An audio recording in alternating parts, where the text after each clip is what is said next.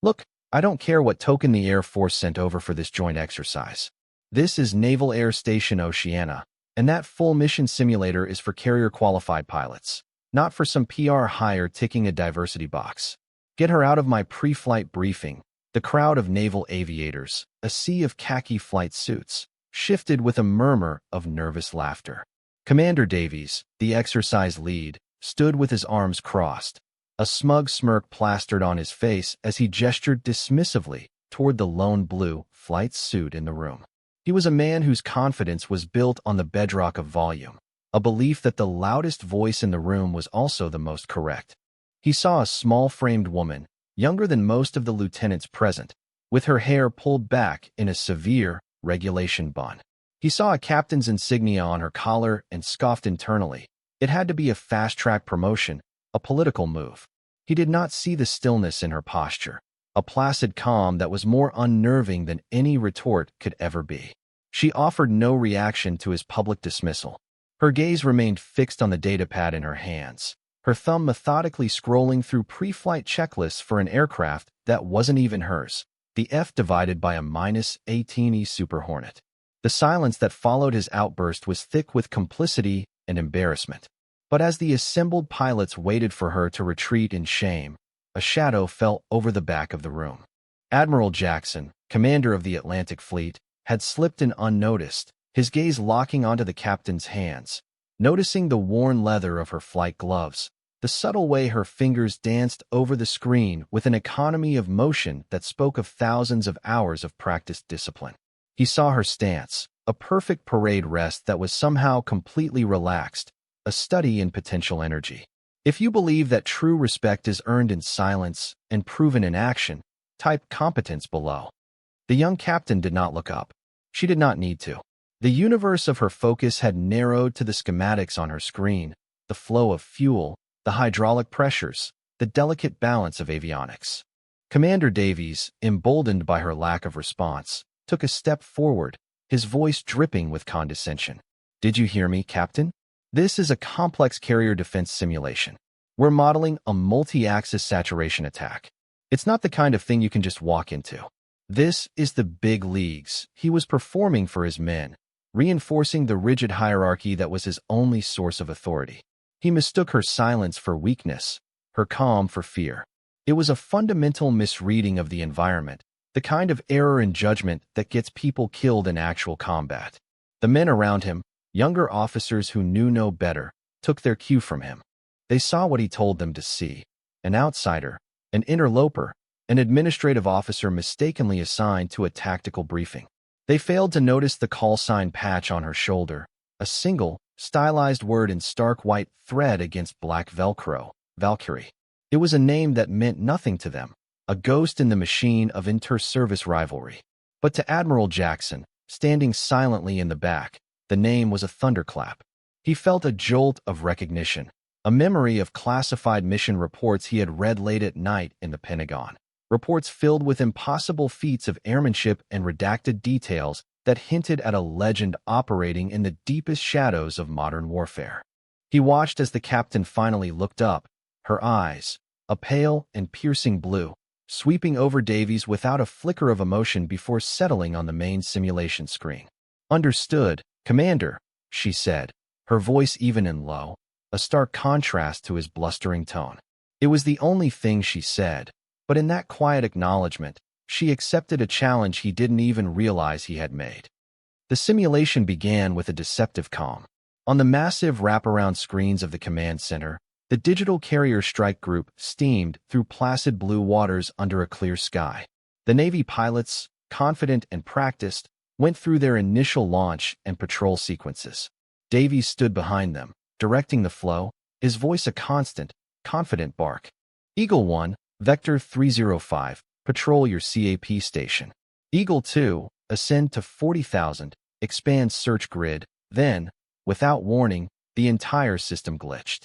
A cascade of red alerts flooded the screens.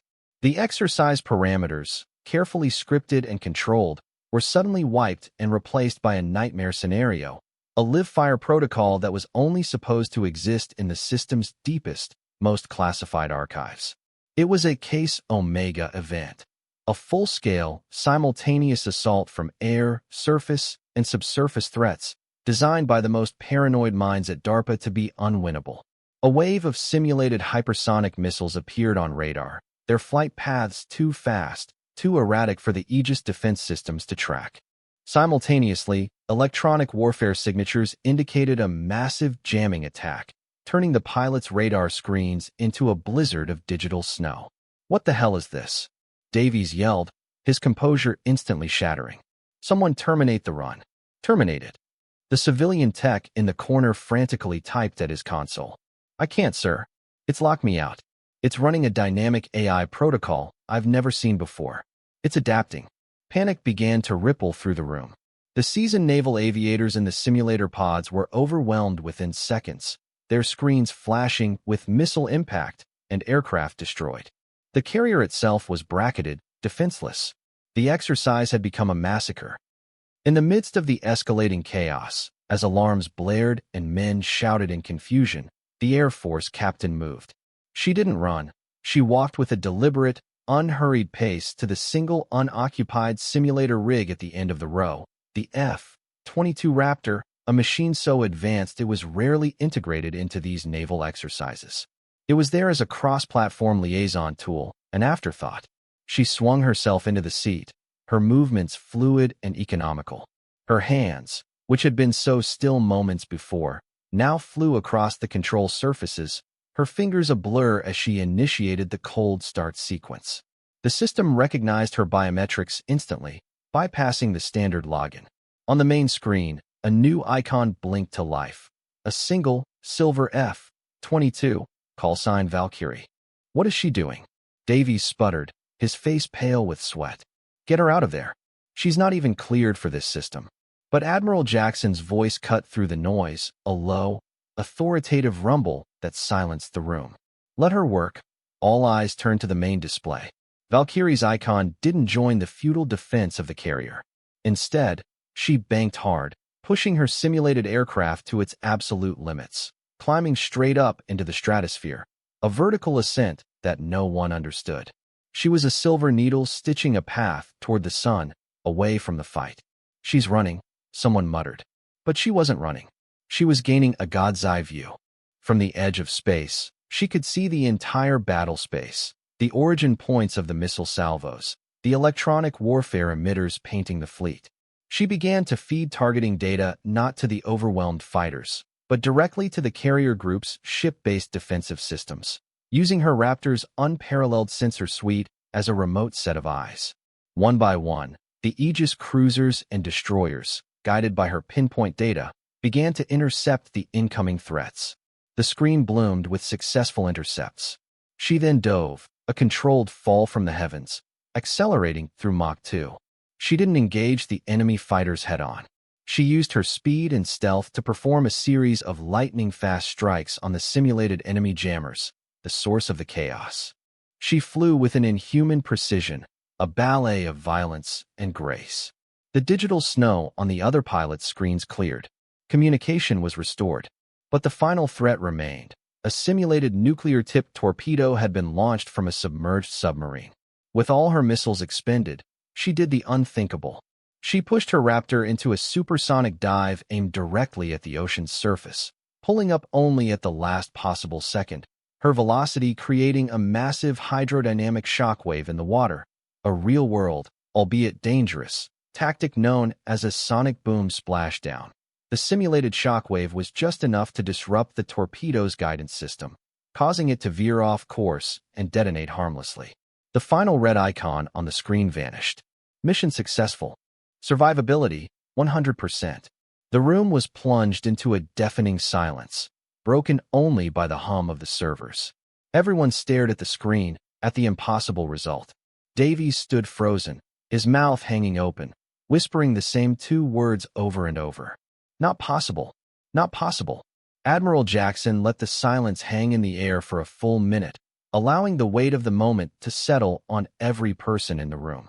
He walked slowly from the back, his footsteps the only sound. He didn't look at the main screen. He looked at the faces of his men, at the shattered arrogance of Commander Davies. He moved past the dumbfounded technicians and shell-shocked pilots and stopped at a secure terminal. His fingers moved across the keyboard with a quiet authority, entering a high-level clearance code. A personnel file flickered onto the monitor, visible to everyone. The room collectively held its breath. The Admiral cleared his throat and began to read, his voice calm and clear, each word a hammer blow to the foundation of their assumptions. Name: Rostova Eva. Captain, United States Air Force. He paused. Call sign: Valkyrie. Another pause, letting the name sink in. Unit affiliation: classified, Tier 1 Special Operations. A wave of shock rippled through the assembled officers. Tier 1 was the domain of legends, of ghosts. Flight hours: 4,212. Over 2,000 in active combat zones. Recipient of the Distinguished Flying Cross with Valor device. Recipient of the Silver Star, he continued, his voice never wavering, listing a litany of accomplishments that seemed more like fiction than fact. Lead test pilot for the Next Generation Air Dominance Program. Co-author of the Asymmetric Threat Response Doctrine, the very manual this simulation was designed to test. Mission classifications: redacted, redacted, redacted. He turned off the monitor, the screen going black, leaving the afterimage of her file burned into their minds. The young captain had unstrapped herself from the simulator and was standing beside it, her helmet under her arm. She was simply stretching her shoulders, as if she had just completed a routine training flight. She met the Admiral's gaze, her expression unreadable. In that moment, the entire power dynamic of the room inverted. She was no longer the outsider. She was the standard. The men who had snickered at her were now staring with a mixture of awe and shame. They hadn't just witnessed a skilled pilot. They had witnessed an artist, a master of a craft they were only just beginning to learn. Admiral Jackson walked the final few feet until he stood directly in front of her. He, a 4-star admiral with 40 years of service, a man who commanded fleets and advised presidents, slowly and deliberately brought his hand to his brow in a crisp, perfect salute. It was not the casual salute between officers. It was a gesture of profound, unambiguous respect, a public acknowledgement of greatness. Captain Rostova, he said, his voice resonating with sincerity. It is an honor to see your work in person. He held the salute until she returned it with a simple, efficient nod. Then, he turned his head slightly, his eyes finding the still-frozen Commander Davies. Commander! The Admiral's voice dropped, losing its warmth and becoming as cold and hard as steel. Assumptions are the death of competence. You looked at this officer, and you saw your own prejudice. You didn't see a captain. You saw a woman. You didn't see a warrior. You saw a threat to your ego. Your failure today was not in the simulator. It was in this briefing room, 10 minutes ago. You dismissed the one person who could have taught you how to win.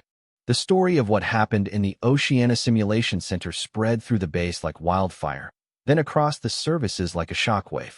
It became a legend whispered in hushed, reverent tones in ready rooms, in mess halls, on the encrypted networks that connected the global military community. They called the impossible simulator run the Valkyrie Gambit. Naval aviators, known for their swagger and intense rivalry with the Air Force, spoke of the quiet captain with a newfound respect. They pulled up the saved data from the simulation, studying her flight path, her energy management, her flawless execution of tactics that weren't in any textbook because she was the one writing them. They saw how she had used a 5th-generation fighter not just as a weapon, but as a battlefield conductor, an extension of her will that elevated every other asset in the fight. The legend wasn't just about the flying. It was about the silence. It was about the way she absorbed the insult, the public humiliation, without a single flicker of emotion, holding her response until it could be delivered not with words, but with undeniable, irrefutable action. She had proven that the most powerful statement is not an argument, but a demonstration. The quiet professional had spoken, and her voice was the thunder of a perfectly executed mission. Days later, Commander Davies, stripped of his lead role in the exercise and facing a formal review, found Captain Rostova on the flight line. She was standing by the F-22 that had been brought in for the exercise, her hand resting on its fuselage, a silent communion between pilot and machine. He approached her hesitantly, his usual bravado gone, replaced by a deep, hollowed-out humility. He stood before her, head bowed, unable to meet her gaze. "Captain, ma'am," he began, his voice barely a whisper. "There's no excuse for my behavior. I was arrogant. I was unprofessional. I was wrong." He finally looked up, his eyes filled with a shame that was raw and genuine. "Thank you for the lesson." Eva Rostova looked at him, her expression softening for the first time. She saw not an antagonist, but a man who had been forced to confront the limits of his own vision. She gave a single, sharp nod. "Focus on the mission, Commander," she said. "That's all that matters." It was an absolution and a command in one. Later that week, a group of young ensigns, all aspiring pilots, saw her in the hangar. They approached her cautiously, asking questions about her career, about the F-22. She spent over an hour with them, not recounting war stories or boasting of her achievements, but patiently explaining the nuances of the Raptor's thrust vectoring system, her voice calm and methodical, the voice of a teacher. In the briefing room, someone had printed and framed the final results screen from the simulation. It was hung on the wall for all to see, a simple piece of paper that had become a sacred text. At the top, in bold letters, Valkyrie Gambit. Survivability, 100%. It was a permanent reminder that competence wears a quiet uniform. A year passed. The Valkyrie Gambit was no longer a piece of folklore. It was a mandatory graduation exercise for every pilot at the Navy's elite Top Gun school. The unwinnable scenario had become the new benchmark, the standard by which all future carrier defense pilots were measured. It had fundamentally changed naval aviation doctrine, forcing a new level of integration and creative thinking. The lessons learned from that single, simulated flight had demonstrably improved the survivability and lethality of the entire fleet. The story was told to every new class of aviators, but the instructors emphasized not just the tactical brilliance of the flight, but the character of the pilot. They spoke of the calm under pressure, the refusal to be provoked, the profound confidence that needed no announcement. The legend of Captain Eva Valkyrie Rostova became a teaching tool, a parable about the dangers of assumption and the supreme virtue of quiet professionalism. Her name became synonymous with a new kind of warrior, one whose deadliest weapon was not a missile, but a disciplined mind. The culture at Oceana began to shift, subtly at first, then more profoundly. The loud, arrogant gatekeepers found their influence waning, replaced by a deeper appreciation for demonstrated skill, regardless of the source's rank, gender, or branch of service. The quiet ones, the diligent observers, were now listened to with a new intensity. Legacy is not a name etched in stone or a metal pinned to a uniform. It is a standard etched into the hearts and minds of those who come after. It is the ripple effect of a single action, a moment of undeniable competence that realigns the values of an entire institution. Captain Rostova never sought the spotlight. She returned to the classified world from which she had briefly emerged, a ghost in the global machine, continuing her silent, essential work on the frontiers of aerospace technology. But she left behind more than just a memory. She left behind a new expectation. She proved that true strength doesn't need to announce its presence. It doesn't need to boast or belittle. It simply waits for the moment of crisis, the moment when all the noise and ego fall away and only one thing matters: the mission. In that decisive moment, true strength performs its duty with a calm, silent precision that changes the world. The echoes of her flight, of her silence, became a permanent part of the institution's soul, a quiet reminder that the most powerful voices are often the ones that are never raised.